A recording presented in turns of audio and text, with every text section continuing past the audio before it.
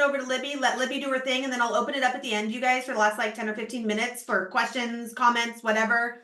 I'll also be monitoring the Q&A in the chat, so if anybody has anything to say or wants to chime in, feel free. It's very much intended to be a conversation. So that being said, hello to everybody. My name is Kate Guillen. I'm the founder of Simplicity Ops, and I'm joined by my friend Libby. I'm not even going to try to say your last name. I think it's Grywe. You got it. Okay, I remember hearing you say it once upon a time. Like, actually, I'm gonna take a stab at it. So thank you for joining us today, my friend. I will turn it over to you.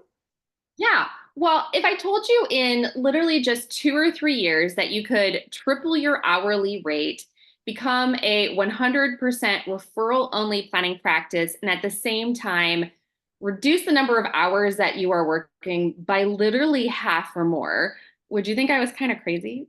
I mean, there was a time when I thought that would be crazy and that those things could not coexist. And what I've learned after being in this business and running my own financial planning practice for nearly 2 decades is that it's not only possible, but it's completely attainable for any advisor at any tenure in any part of the country, serving any demographic, doing any style of planning with a broker dealer or an RIA. It really doesn't matter. It's completely attainable. And so let me explain. So I want to take you back to 2008, which is like 500 years ago. And something really, as a financial planner, 2008 was a really scary year for me, but had nothing to do with the market. Yeah, the market dropping 5 million% was, not great, but something way scarier happened to me. I found out I was pregnant. And this was great news because my husband and I wanted a baby. But this was really scary because for those 4 previous years, I had been working around the clock like a crazy person, building my business, nights, weekends, 7 p.m. on a Friday, a client wanted to meet. I was there. I was your girl. Saturday, 10 a.m. That might sound familiar to some of you. And I just remember thinking, like, there is just no way I can be the mom that I want to be and raise a baby and work like this. But at the same time, I didn't want to sacrifice the success that I had envisioned for my practice. I was pretty happy with my revenue, and I really didn't want to slow down in any way, shape, or form either. So I knew I had to figure it out. I just didn't want to be tethered to my phone at soccer games and not really being able to be fully present and just kind of always working and always momming. And I knew I had to figure something out. And what I really realized in that moment was for the 4 previous years, while I had built a really successful practice, I didn't actually have a business. I had a Libby. I didn't have systems. I didn't have process. I didn't have automations. I had a part-time staff person that I'm pretty sure answered the phone and played solitaire. If I didn't show up, nothing was going to happen. So I knew that I really needed to formalize what I was doing and actually create systems and processes. So fast forward a couple of years, in literally 2, 3 years time, I quadrupled the amount of money that I was making per hour that I spent working in my practice. We grew and exceeded 7 figures as a solo advisor firm. And I cut my hours from about 70 to 80 a week down to just 24. And I remained there for the duration of my career. And my nights and my weekends were spent for myself and for my kids. I had a couple days a week at home where I could spend all of my time on the carpet playing doggy with them. And the craziest part to me really wasn't that I was only working 3 days a week or 25 hours. It was really that I was actually turning away clients that were not in my ideal niche, right? Like if you would have told 2004 Libby starting her business that in just a few years, she would literally be turning away people that had a checkbook and a heartbeat, like she would have absolutely died. And what really changed for me over those 2, 3 years was 3 things. It was building a very simple client service model that was rooted in client experience and something that our team could actually execute consistently. It was building a simple team with the right people in the right roles. And we were a very small but very mighty team because we had the right roles, the right vision, and the right culture. And it was building very simple time-saving techniques that we talk about at the Efficient Advisor, like automations. Like that's why you are the peanut butter to my jelly, Kate, right? I'm saying you're speaking my love language because you've said the word simple like 5 times, and I cannot drive that point home more. Simple systems get adoption and simple systems scale. Complexity does none of that. And you're just affirming that mission and that point. And I just appreciate you. That's why you are the jelly to my Yeah, peanut that's butter. right. Right. And then, so really realizing it needed to be, I just was taking all of these things and I started formalizing them and started getting them down on paper and figuring out like, what's the easiest way to do this with the most wow factor? And then really layering in as much client experience as we could, but not kind of the client experience that I grew up in. So starting back in 2004, I grew up in a culture where everybody around me was fat, bald, and 50. Right. And their wives worked for them for free. And they just, if you wanted to make more money, you worked more hours. And it was this total hustle culture. And people weren't systematizing and they weren't automating and they weren't delegating, they weren't hiring outside of their family. And so for me, it was just, I really just had to figure it out. And I knew there was a better way. And it didn't have to be the hustle. It didn't have to be taking clients out to dinner every Wednesday night. I couldn't do that. I had small babies. Like it was kind of bucking a lot of the convention and really saying what actually matters at the end of the day. And you have really two things. So whenever I'm out like giving a keynote or talking at conferences, the thing people always come up to me afterwards and be like, yeah, the $1 million part-time, that's really interesting and all. But what I'm really curious about is how did you become referral only? And the crux of referral only to me was having a very high client experience. Yes, but it doesn't have to be over the top. You just have to be a really good financial planner and then root all of your processes in experience.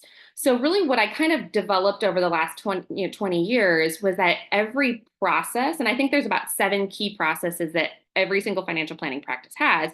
So it's getting them out of your head. You're doing them, whether you're doing them with intention or not is totally different, but getting them out of your head, down onto paper. And the way that I look at it is there's 3 layers to every process. And if we skip one of those layers or we miss one of those layers, we're not rooting it in a very experiential process. So the way that I look at those 3 layers is there's what you do so well at Simplicity Ops. There's the operational paperwork, get the thing done, transfer the money, set the account up. Like there's the paperwork layer. Then there's this layer of setting expectations, whether it's with our team or with our clients, so that everybody is in alignment on what's going to happen. What does that timeline look at? What's realistic? What's in scope? What's out of scope? And then there's the experiential layer. There's this human to human connection. And what I think is so interesting is that we can use process to deepen client experience. And we can use processes to actually build and strengthen client relationships. And you can be remarkable without being over the top and it being really time consuming. And so if you want, I can walk you through sort of an example, like something super dumb, boring, lame, like onboarding. And how do you actually take like onboarding a client and make it super experiential if you want me to? Would that be helpful? I love that. Yeah. Why don't you bring it to life? And something that you said there that have found to be so true. When you lead with excellent customer service, when you lead with that experience and systematize it, it builds confidence in the team, right? You know what's expected of you. You know the process, the system, things aren't going to slip through the cracks.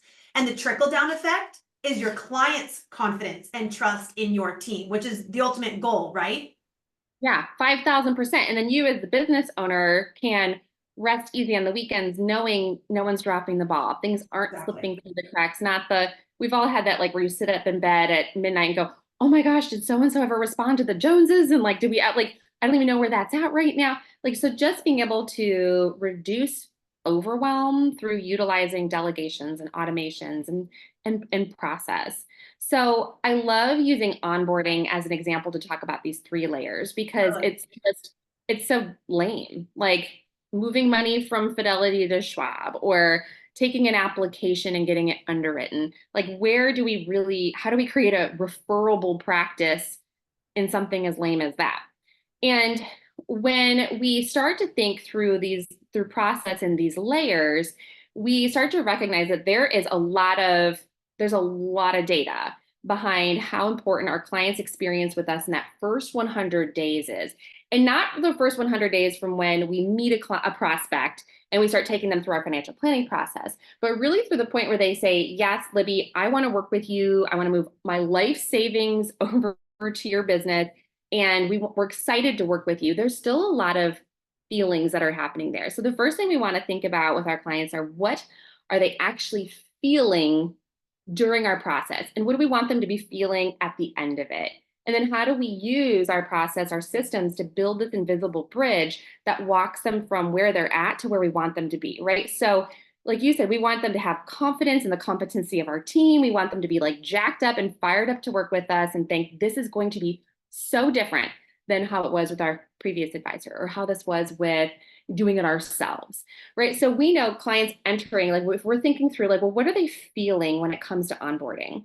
Well, they're probably excited to work with you. They liked what they heard. It maybe feels different, but there's probably still some trepidation, right? Like, is it going to be as good as it seems? Like, are they going to get us the returns that we're wanting? Like, is this really, worth all of the paperwork and headache to move? Like, is this really going to be different, better, exceptional, etc.?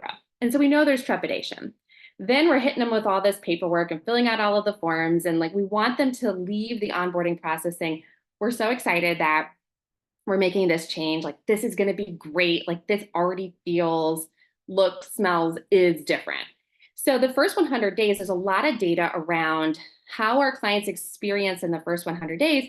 The actual longevity of their relationship with their planner is tied to that experience. So if you can crush this first 100 days, your clients will be lifelong clients, and they'll be clients that are lifelong clients, but they'll turn prospects, they'll turn their friends, their referrals, they'll become referral generating machines. And what we found in my own business, and what I found over and over and over again with advisors, is when we really buckle down and create an onboarding experience, that we received more referrals within this first 100 days from new clients than we received during like the rest of our relationship with them, because it was so unique, so different, something they had never experienced before, that even though we hadn't proven a darn thing to them, they were so excited about working with us and so excited about the experience that they were already starting to share with people, like a new restaurant. Like, you've only been once, you don't even know that it's consistent yet, but you're so excited about how good it was, or the service was so amazing, the atmosphere was so cool, that you're wanting to share.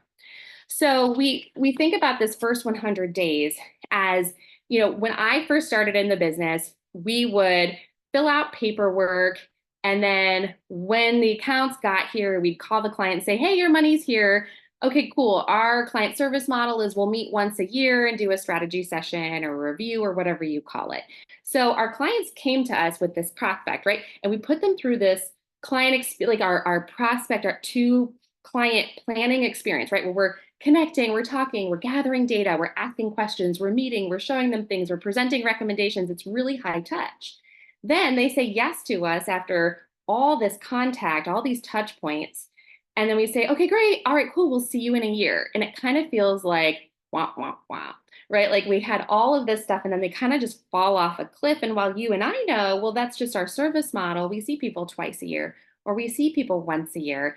It goes from, like, think of it like dating. If you were dating and having like all this connection time and then you got married and then like you didn't see your spouse for like 4 months, like, well, that's not what I signed up for. So we want to think of this first 100 days about being really intentional of how do we think through what they're feeling and how we want them to feel when they leave this process. And then how do we build something over this first 100 days that every interaction we have with our clients is an opportunity to either strengthen the relationship or to weaken it.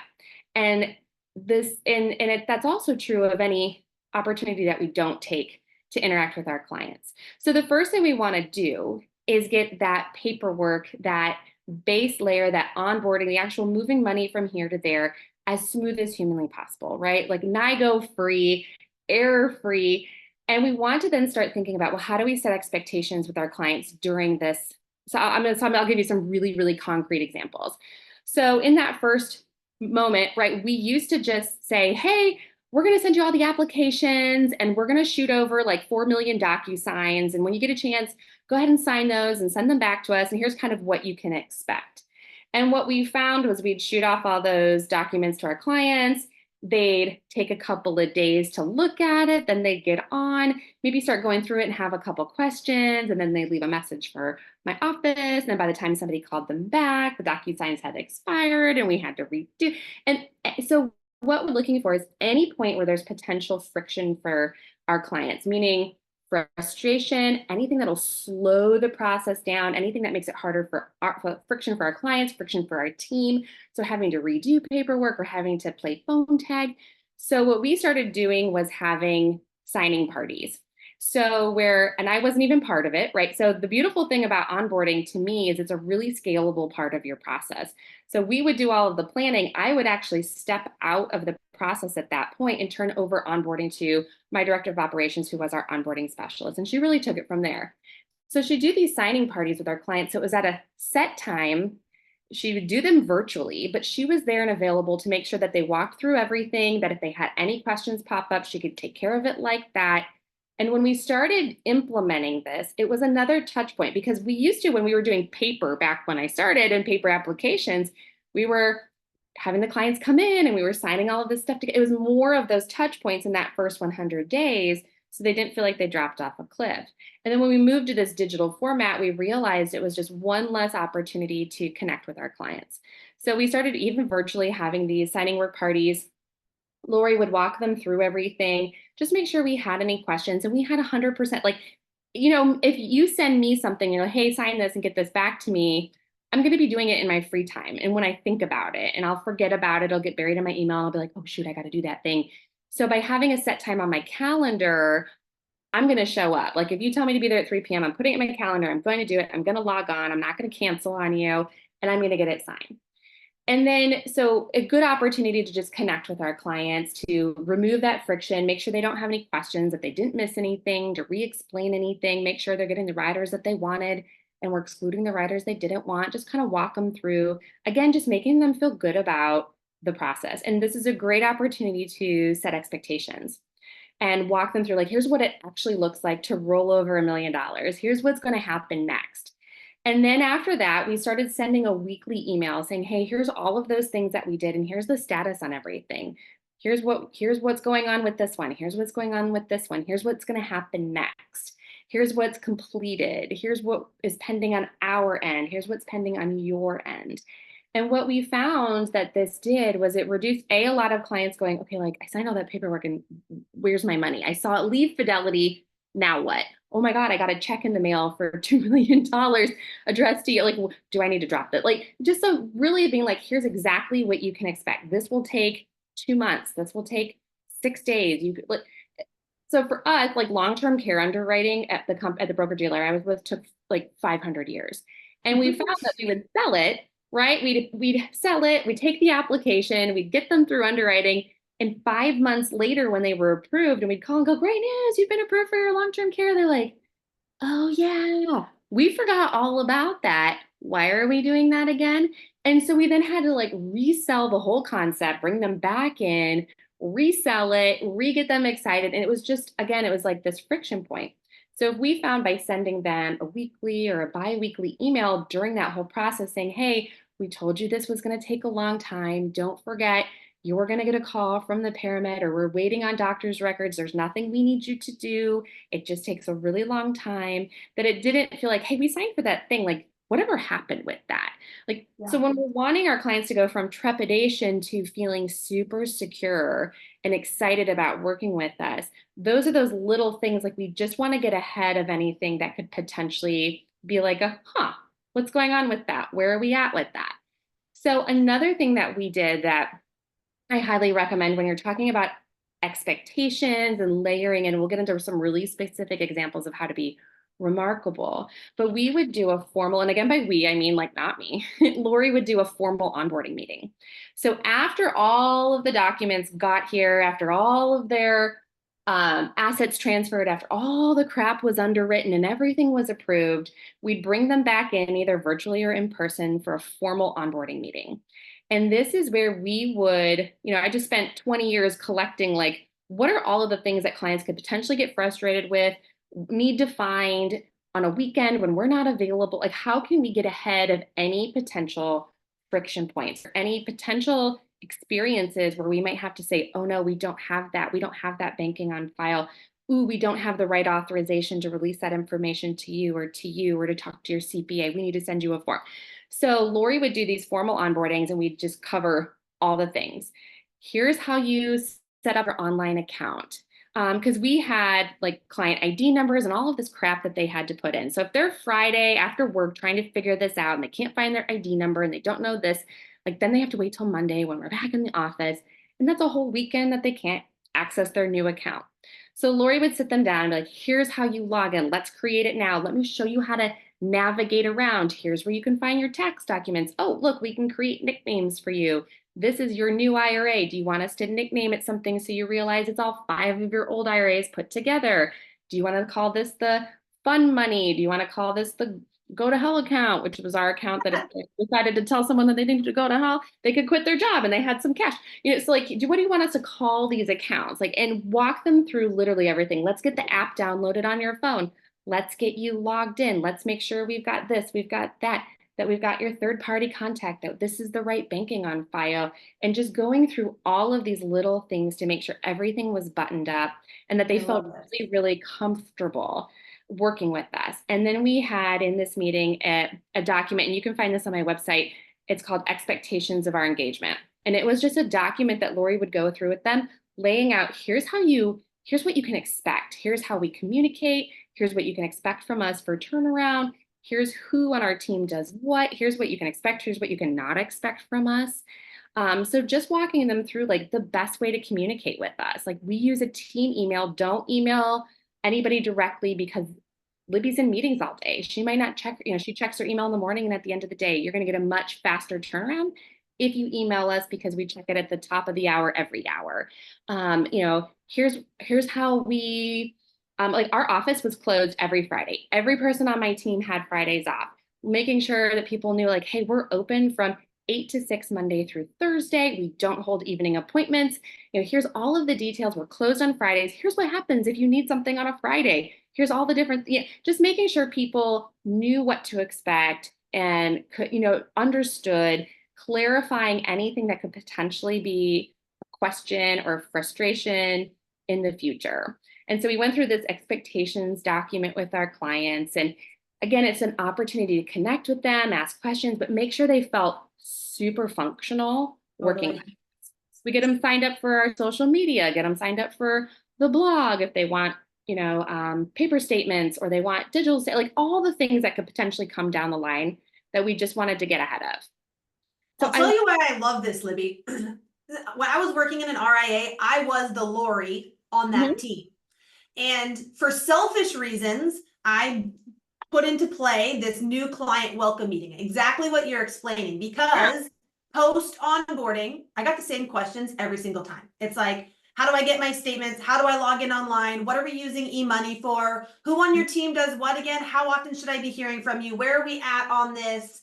And I was like, my goodness, I'm just peppered all day long by people that are unsure of the process. Why don't we tie it all together with a bright, shiny red bow in this new client welcome meeting? And I cannot tell you how valuable this was to our experience and how much positive feedback I received. Like, I'm so glad that, we're so well taken care of. Thanks for being my accountability buddy. Like, just people, it sounds like a really silly, like, well, kind of a silly meeting that's like, well, we know what's going on, but the impact that it had in these relationships went miles. So I'm totally picking up what you're putting down.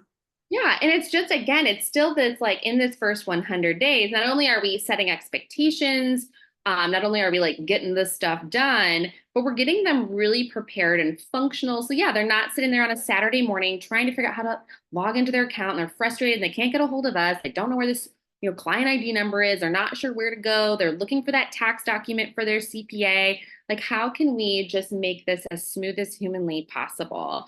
So a couple of other touch points, right? So in this first 100 days, we want to slowly drop them into our client service model. Like I said, we don't want to just let them feel like they had all this attention from us. And once we got the business, then they fell off this cliff. And it's like, oh yeah, now that's how the other guy did it, right? Like, oh, we only heard from him once a year. And like, We thought it was going to be, even if that's your model, that's okay, as long as they are slowly dropped into that. So even if it's, hey, for the first 2 years, we meet twice a year. And then once you get really comfortable with the way that we think and the way that we manage investments, and we understand how you think and what you expect, what you'd like for your portfolio, then we drop down to a year. Or what other touch points can we create within those first 100 days that just, even if it feels silly to you and I, kind of like, is this really necessary? It's crazy how it's so different for our clients. So for example, we used to do, so I worked for Thrivent as a broker dealer, and our investment statements were ridiculous. Like, I had an engineering physics degree and I get my own statement still to this day. And I'm like, huh? Like, it's so complicated. They did not take the less is more approach. Okay. So when our clients would get their very first statement, so wherever that fell, their first quarterly statement, Lori would call them afterwards and do a investment statement review with them, just to make sure they understood what they were looking at. Because it showed, like, especially when their money rolled over and we're making all these trades and there's negatives and positives, and like there's just all this, like, so much stuff on this statement. And we were getting calls from people going, it looks like I gave you my money and you lost a bunch of it in the first like month. Like, what? Like, I'm so good. What happened? Like, and even the fact that they were thinking that for a moment was a negative connotation, or even if it wasn't true, had them feeling a certain way until they got a hold of us, which could be a day, could be a weekend, until they had an appointment with me. It could be, I only worked 3 days a week. It could be 2 weeks until they had an appointment. So in order for them to feel really good, Lori would do this policy review or a statement review and walk them through it just so they understood everything. Hey, remember we created that nickname. Oh, here's where you find that. It was 10 minutes long virtually. Do you have any questions? Same thing after their insurance policies were issued. She'd wait and we do an insurance policy review and go through that page 3 and say, this is what you applied for. This is what you got. These are the riders you accepted. These are the ones that you didn't accept.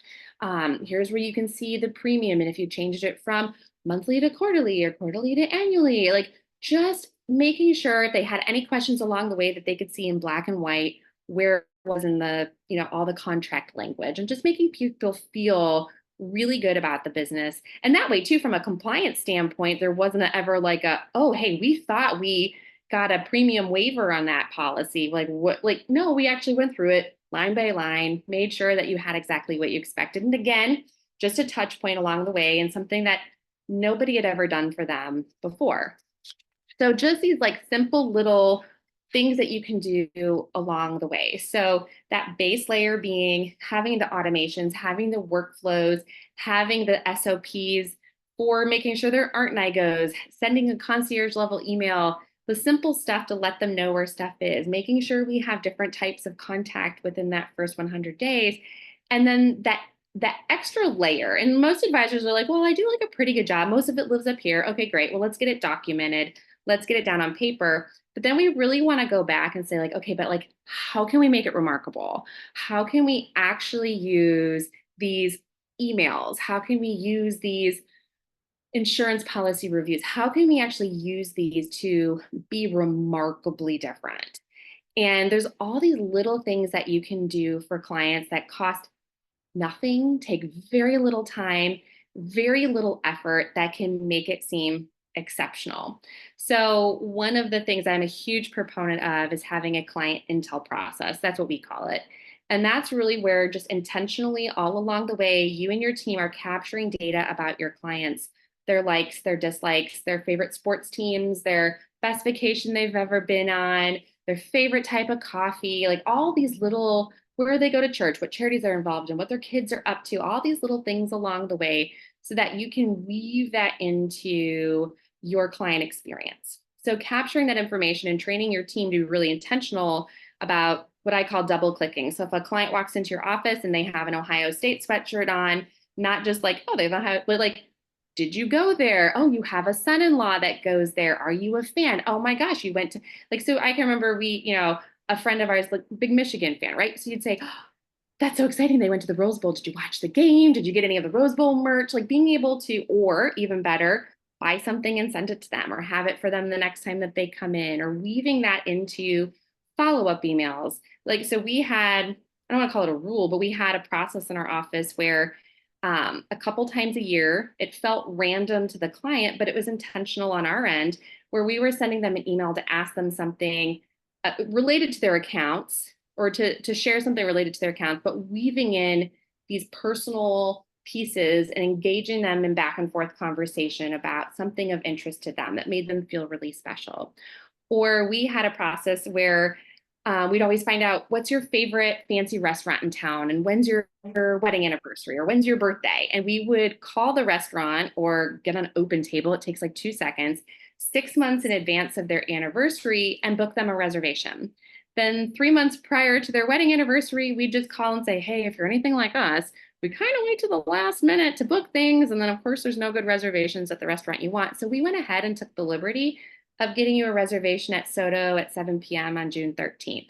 You can keep it, you can get rid of it, you can do whatever you want. We just think it's really important to celebrate those milestones, and we wanted to make sure that you had that. Same thing for like a single client, like, hey, we booked a reservation for you and 3 of your friends at your favorite restaurant. Keep it, get rid of it, doesn't matter to us. It's just something that we like to do to make sure that if you want to celebrate, you can do so. Those like little touches of things that, like I said, they don't cost anything, they don't take a lot of time. Just little things that you can do to make your clients feel special in that first 100 days is just part of the onboarding process. And the more you do it and the more you document it, and the more organized you become, and it becomes part of the DNA of your practice, the more consistently you can deliver that experience. And your team, it's just part of the thing that they follow. They know, like, okay, I'm supposed to get these 3 pieces of information about this client in this part of the process. On this date, I'm supposed to send them an email, and I'm supposed to include something I'm supposed to call and schedule a reservation at their favorite restaurant on this date. And our clients were just so blown away. And it's just so different. Like, how thoughtful of you to call and make a reservation. I mean, I can't tell you how many husbands we had call back and be like, you just totally saved my butt. Thank you so much. Like, that was so amazing. Yeah. And you don't pay for their dinner. Or like a client when they so one of the ones that I love is when, we all hear like, oh, when a client says like, oh, we're going on vacation, and you set like to Italy, and you send them like a guidebook for Italy. Like, you can go even better and have a bottle of wine waiting for them at their hotel. It's $30, but when you walk into a hotel room and your financial planner has sent a bottle of wine saying like, hey, you guys worked really hard to save for this. So excited for you. Enjoy the Tuscan region, blah, blah, blah. Here's a bottle of, that stuff is exceptional. And that's the stuff they're going to take pictures of. They're going to share with other people. They're going to post it on Facebook. They're going to do all the things. And that's really how we use process to make something very, very experiential.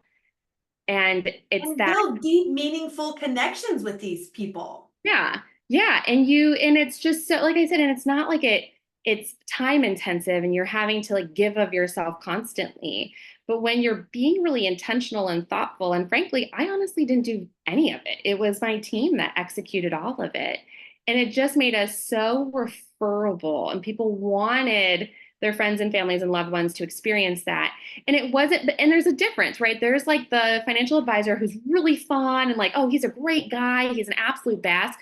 But if your planning process is total crap and you're not a very good financial planner and there's no legs for it to stand on, then it falls flat. So you have to have all 3 layers. You have to have the actual hella good 7 processes, micro processes, all down pat, automated, delegated, consistently delivered. Like that's the base layer, foundational piece.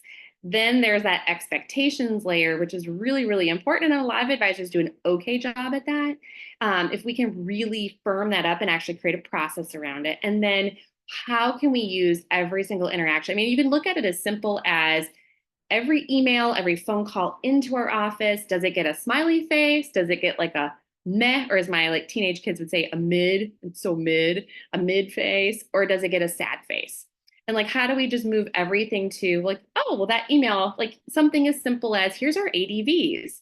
Like, how do we make an email giving ADVs exceptional? Like, is there a way to make it fun, to add personality and brand identity and language, and like, hey, here's what these are for. You don't have to do anything. It's a really boring email, so I thought I'd include a cute picture of my dog. I don't know, like whatever you can do to add personality and brand, and all of those little things, moving it to just something as simple as like, was that a smiley face, a mid face or a sad face. Like, how do I make it smiley face? And the beautiful part is it's a template, it's a one and done. Once you put the effort into building it and creating it, then it's just your team executing over and over again. It's wonderful. I hear so often, people do business with people. People don't do business with businesses. This is how you humanize a business, these deep, meaningful interactions that you're creating. Yes, absolutely. So, and the thing is, it's funny because so I'll be out and I'll give I have a full keynote of 5,000 examples, and all the things, and people at the end will go, well, it's so easy. This doesn't it doesn't seem hard, or it doesn't seem like rocket science. So why aren't most advisors doing it? And the real answer is that we're just so busy being in that tornado that is a financial advising business, where you're just dealing with the things right in front of your nose, and that taking time out to build processes, that's nobody's cup of, well, maybe that's some people's cup of tea, but for most advisors, that's not our cup of tea. And it's hard to see the ROI on it immediately because you're just so focused on getting that plan for the Joneses out the door, right? Or so and so called and we got to place some trade. When you actually carve out time to slowly build, try and refine your processes, those are the advisors that are going to take it. Those are the advisors that are going to go from 80 hours to 24 hours a week. Those are the advisors that are going to be able to make $1 million working part-time because they're actually stepping back and putting the time into building those repeatable processes that make them exceptional. You are speaking my language. This is just Yeah. furthering our message. I like to hear, and I think, Stephanie said something really nice here. She's never taken so many notes in a webinar ever. I love hearing the advisor's side of this because as the ops person, I can say this all day long. And it's kind of like, oh yeah, whatever. You're the ops person. You love systems and processes. Of course it works for you. But I love how you're, the proof is in the pudding. You did this. Yeah. Well, and I will be the first person to say I have horrible ADHD. I can't follow a process to save my life. Can I see them and create them, and know the experience that I want my clients to have? Yes. Can I implement? Absolutely not. No. That's why we need the processes and the ops people, and and it needs to be a co-created team effort, and those three layers. So you as the advisor, I think a lot of it's well, I don't want to do that. I'm not a detail person. I don't like that. I'm big picture. I like thinking about the big high level businessy part of it, I want my clients to feel this way, and yeah, that sounds like fun. And it's just a matter of working with your team to actually slowly take the time to build them out. And then you're done and your team is executing over and over and over. And involving your team in the process building is how you get the adoption. Giving people, pieces of ownership or how you get people to buy into the bigger mission, right? Oh yeah, there's nothing worse. I write ADHD, so I'd go to a conference and I'd come back and be like, I have 7,652 ideas that we're implementing on Monday, and your team feels it as this what it reads as is here's more work for you, when really it's not. We want it to be co-created, so it doesn't feel like, hey, I'm just dumping all of these great ideas on you that I want you to make go happen. When they can see the vision for it and they can see how it'll actually. It's not going to take us more time by slowing down and building this out. It's going to be easier for you. And I was hosting a half day workshop for an office, right? And I was meeting with the team, and it was a year later after we had started. They had gone through our group coaching program, and at the end of it, they were like, we actually like coming to work because we used to walk in and it was everything was on fire. We weren't sure what we were supposed to be doing. Nothing was the same every time. We were recreating the wheel. Jim always had a new idea. And this is the first time we feel like we understand our job, what's expected of us. We understand how to determine if we're exceeding expectations, if we're excelling at our position, and we actually feel like we're doing, and not everything's on fire. We can prioritize, and a lot of stuff's just happening automatically behind the scenes. Right. Yeah. So there's a couple of good questions here. I'd love to get your take on this. Yeah. I can't get my advisor on board to even watch these webinars. We have processes, but nothing's really written down, no workflows. It's very frustrating. How do I get my advisor on board? So my director of operations, one of the things that I used to love that she would do is she would come into my office, especially when I had lots of ideas, And she'd say, okay, like I hear you saying that you want me to do that. Here's all of the things. What do you want me to cut in order to make that happen? And it forced me to look at her capacity and my own capacity and actually say, okay, like, well, here's what's important. But what she used Yeah. to do to me that was like the most impactful, because at the end of the day, I kind of joke that I worked for her. Like I'd be like, you need to give me a 5 years notice if you're going to leave because, you're so good and I'm so appreciative. Like I can't do this. I cannot do this without my support team. Like I am absolutely nothing without them. And she used to say like, hey, okay, so we're going to build this. I need you to document. I need you to tell me what you want me to do here. Or I'm going to quit. And I'd be like, oh my, and I knew she was kidding, but she was kidding, not kidding. Like, hey, Yeah. I will thrive. I will do better in this position when I understand what's expected of me. How do we make this? Like, I need you to carve out time to actually, and then the question would be like, is that the advisor you want? Like, is that an environment you want to work in forever? Right. Like bringing your advisor in and having them understand how important it is to get this stuff done. Mhm. It's hard. So the first step is understanding that all advisors are crazy. Okay. They're all nuts. Like you have to be a little off to do this and do it well. So it's figuring out which type of crazy your advisor is and then working using that to your advantage. But No, most, totally. yeah, And, we're all weird. It's and not normal. in my experience, to get people on board, they have to believe in the mission, Yeah. and if you're getting pushback on like, it's not a good use of my time, or I don't really want to be doing this, or they don't really see the value, like you have to deliver the message in a way that you're like, if I'm coming to you, Libby, I have to deliver the message in a way that you're going to understand, in a way that is going to benefit you. So when Lori's like, hey, listen, I'm going to quit if we don't do this, you're like, oh my gosh, that could never happen. I'm going to do whatever you need me to do because, that's a perfect example. Hmm. If you say it in a way that only benefits you, that person is going to have a hard time seeing it through your, putting themselves in your shoes and getting on board. If you're able to articulate the value in a way that benefits them, they're Hmm. far more likely to get on board. Yeah, and I think it's like how you package it, right? It is. It's all 100%. about it's all about how you package it and like, hey, I think we could do this more consistently. I think we could increase fees if we deliver it. Like, how can we we will have less errors, less whatever. Like, how can we package it in a way that's like tangible for your advisor to say, oh, I can see the benefit. Like, really, what's the ROI? Like, how do I see the ROI? Totally. Yeah, in the same way, like if you tell your clients to invest $1 and it's worth $5 a year from now, like that's really easy to see the ROI. So I'm asking you for 1 hour of your time to save you 5 over the next year, which will save you 10 over the next year or 2 years, which will save you 15. Like there's an ROI to this, and this is really important, and I need you to do this. Well said. We're all quick. Another question, can you show me where the expectations of our engagement document lives on your website? I dropped the website into the chat, but I did not drop the specific resource. You are asking the wrong person on my team. I will get that for you and I will send it to you if you want to distribute. Yeah, totally. Yeah. And anybody that's on the call today, we will send the recording after this, and any, resource documents or whatever, Libby, you can include. Perfect. Yeah, We'll get that out absolutely. to everybody. Good question. Yeah, we'll get you a whole bunch of stuff. Whatever you need. No, this is awesome. I love to hear it. Stephanie said this is the most notes she's ever taken in a webinar. I'm like, yeah, me too. I mean, Yeah. just as a business owner, I'm not a financial advisor, but they're applicable in our own business. How Mhm. can you create deep, meaningful relationships with people and build confidence in the client and your team? That seems to be the answer is amazing client service, and having systems and processes to do it at scale will save everybody time, which I think is what everybody's trying to get back, right?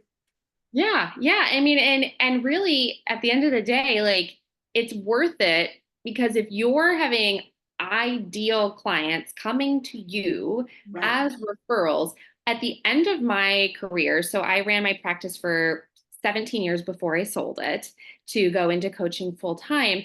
Um, our marketing budget was $0 for 6, 7 years. I spent zero money on marketing in any way, shape, form, nothing. So what that meant to us was that we didn't have to spend any money on it, which increased profitability, which was great for me, great for anyone on my team with profit sharing. But it meant that we didn't spend time or energy or waste any, effort there. Like there's an ROI to really being intentional about the experience. Plus, it's really fun. Like, it is fun to get those thank yous and emails from clients when all we did was have a bottle of, champagne delivered on their honeymoon to their hotel. Like, it's not hard. It's just you have to have a process or a system in order to be able to do it consistently. Absolutely. So Sarah asked a good question. Do you specifically ask for referrals as part of your onboarding process, or were they completely unsolicited because of the good work you were doing?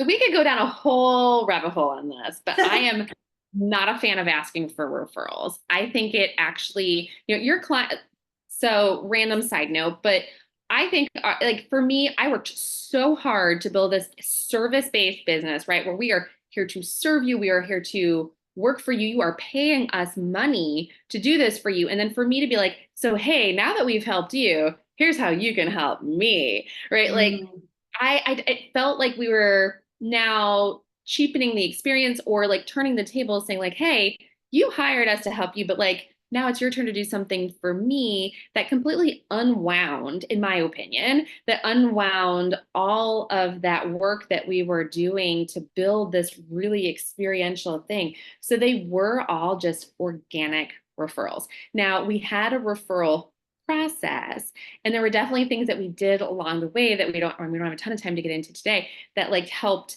Like, even in our expectations of our engagement document, we'd talk about confidentiality, and we'd comment on how we were a referral only office, and that we recognize that you were referred to us, and that at some point, if you're really happy with the work that we're doing, that hopefully you will refer people, and we're really adept at keeping. And here's some of the things that we do to make sure that information is not bleeding over Yeah. into relation. Like, so we had little things that we would do along the way to let people know that we were referral only, and here's the types of referrals. Like, here's the people that we work with, here's the ones we don't work with. Like, we were very clear on some of that. So it was part of our process, but we never did the like, hey, who do you know? Like, who's in your book club? And how about, because when I first started, I remember I took this training, and the guy is still out there doing his thing, but it was like, we were supposed to say to our clients, hey, who do you know? Let's brainstorm and tell me who you know. And here's what we're going to do. You're going to call them and tell them that I'll be calling them. But if they don't want me to call them, have them call you back until you call me back, and then tell me not to call them. I mean, it was like, it shouldn't be work for you. Like, it should be hard. It was like this whole, like, I'm like, this just seems really like a lot of work for them. Like, imagine being at the dentist and he finishes up and he's like, who do you know that has teeth that need to be cleaned? And you're like, well, I just showed up to get my teeth clean. But if you do an exceptional job and you're telling me about all these other services, like maybe you're doing Zoom whitening or you're doing all these things, I might think of somebody that could use that. And I'll certainly recommend you. But if you put me on the spot, and I'm like, I don't know what to do with teeth. Like, I can't think of things on the spot. And I just feel like it puts your clients in that weird position where now they're like, oh, is he going to do that to me again? Right. Like, Yeah. Yes. yeah. It totally cheapens the whole thing. And you're working to earn that. It's not Mm-hmm. it's not a like a, you don't want to feel like you owe that, I owe you You something. owe me now, right? You And paid like me. every I'm time, gonna every do it. interaction, I carry this guilt because I haven't paid it back to you. Right. Yeah, Right. I totally see that. Yeah. And like I Good said, question. every interaction is an opportunity to strengthen or weaken the relationship. And there are some people that would love to give you referrals, and when asked, will totally blah and give it to them. So like, there's other ways to, like we don't have time. There's other ways to do that. But if a lot of people aren't comfortable with that, and like you're actually weakening the relationship, which is the exact Yeah, opposite of what we're trying to do. I see that. Not only are you risking not getting referrals, but you're also risking losing that relationship because now they feel uncomfortable. Right. Totally. Good questions, you guys. I'll give you all a couple more minutes if you got anything else for Libby while we're here.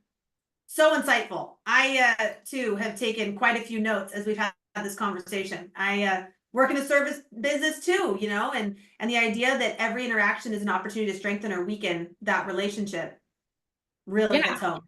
Yeah. And there's this, in every inaction, right? So we do Yeah. like a 10-month group coaching. And as I go through these, processes, and we're giving like example, I'm always thinking through the lens of like, well, they're my ideal clients. And how can I so even like this last round of group coaching, we completely have revamped our like customer experience. Like, okay, well, can we make what feel like random phone calls, or like, hey, during our breaks, like I'm going to call and just chat with you for 20, how is it going? Is there anything I can help with you? Are you falling behind? Is there more support? Do you like the small group pod that you're in? Like, how can we make this even better for you?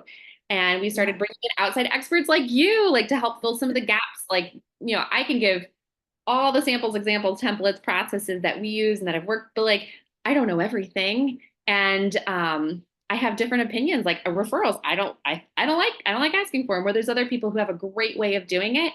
So, I'm grateful to you for offering some of your genius inside of our program too. But it's always like, how can we Thank make it you. better? How can we make it more experiential? How can we add to it and make it even more awesome for people? And as long as you're always thinking through that, and as you're moving through life and experiencing businesses, like you'll start to see, oh, they did this thing that either weakened it or strengthened it. And there's no in between, there's no neutral. It either strengthens it or weakens it. For sure. Okay, a Mhm. couple of other questions came in, and then I want to make sure that everybody has your contact information. Yeah, We'll send it in the follow-up email, your website, email address, any other ways that people can connect with you if they want to learn more. I've got yeah, Heather here saying, would you be willing to do a speaking engagement with our office? I would love to have some specifics on what that might look like. Happy to talk about this outside the webinar, but just find yeah, ways for people to be able to connect with you about this kind of yeah. stuff. Yeah, absolutely. You can email me at efficientadvisor@gmail.com.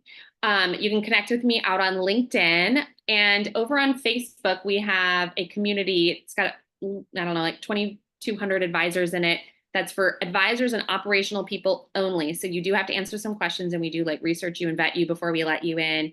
But that's a great community where people can just ask questions about tech, client experiences, technical questions, yeah, all kinds of things. It's just a community Amazing. for advisors and ops people to just, again, all ships rise together. Amazing.